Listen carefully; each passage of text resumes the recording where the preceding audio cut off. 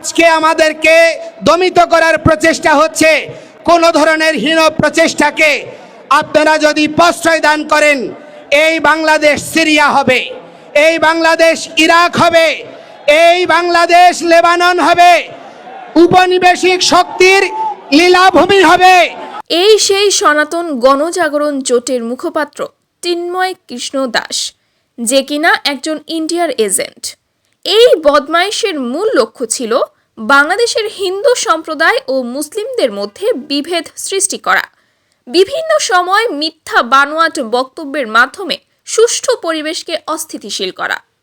যত সংগঠন রয়েছে সব সংগঠন একীভূত হয়ে আজকে সম্মিলিত সনাতনী জাগরণ জোট হয়েছে। এই ঐক্যকে প্রতিহত করা যাবে না।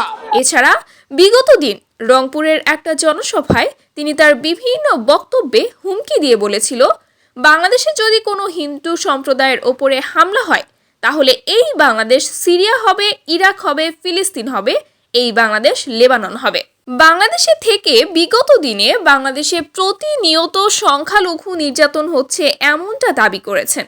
বিভিন্ন সময়ে মিথ্যা বানোয়াট ভিত্তিহীন গুজব ছড়িয়ে আমাদের বাংলাদেশের বিরুদ্ধে ষড়যন্ত্রে লিপ্ত ছিল এই চিন্ময় কৃষ্ণ দাস।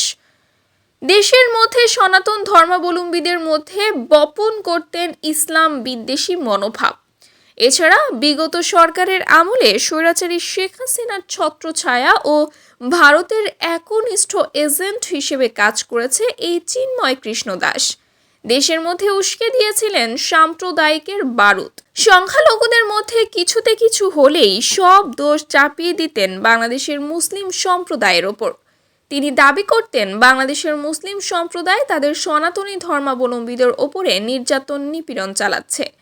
আর এই ইসকনের সনাতন জাগরণ জোটের মুখপাত্র চিন্ময় কৃষ্ণ দাসের মিথ্যায় ভরা দাবিকে প্রতিনিয়ত তুলে ধরা হতো মার্কিন পররাষ্ট্র দপ্তরে এবং সেখানে উপস্থাপন করানো হতো যে বাংলাদেশের প্রতিনিয়ত সংখ্যালঘুদের ওপরে নির্যাতন চলছে, যার প্রেক্ষিতে মার্কিন প্রেসিডেন্ট নির্বাচনের প্রচারণা চলাকালীন সময়ে ডোনাল্ড ট্রাম্প এই চিন্ময় কৃষ্ণ দাসের মিথ্যা অভিযোগের বিষয়ে মুখ খোলেন এবং ডোনাল্ড ট্রাম্প তিনি নিজেও বলেন যে বাংলাদেশের সংখ্যালঘু নির্যাতন হচ্ছে, যা বিগত দিনের সামাজিক যোগাযোগ মাধ্যমে ছড়িয়ে পড়েছিল।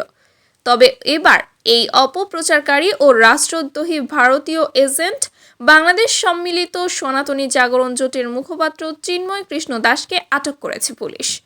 সোমবার বিকালে ঢাকা থেকে তাকে আটক করা হয়েছে বলে বিবিসি বাংলাকে নিশ্চিত করেছেন ঢাকা মেট্রোপলিটন পুলিশের মুখপাত্র মোহাম্মদ তালেবুর রহমান।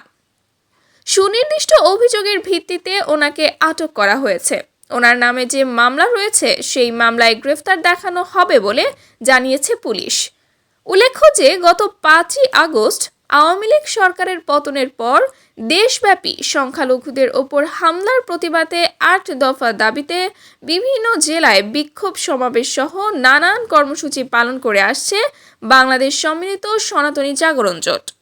এই জোটের মুখপাত্র হিসেবে বেশ সক্রিয় ছিলেন মিস্টার দাস। গত 25শে অক্টোবর চট্টগ্রামের লালদিঘি মাঠে জনসভার পর 30শে অক্টোবর তিনি সহ 19 জনের বিরুদ্ধে চট্টগ্রামের কোতোয়ালি থানায় একটি রাষ্ট্রদ্রোহ মামলা করা হয়।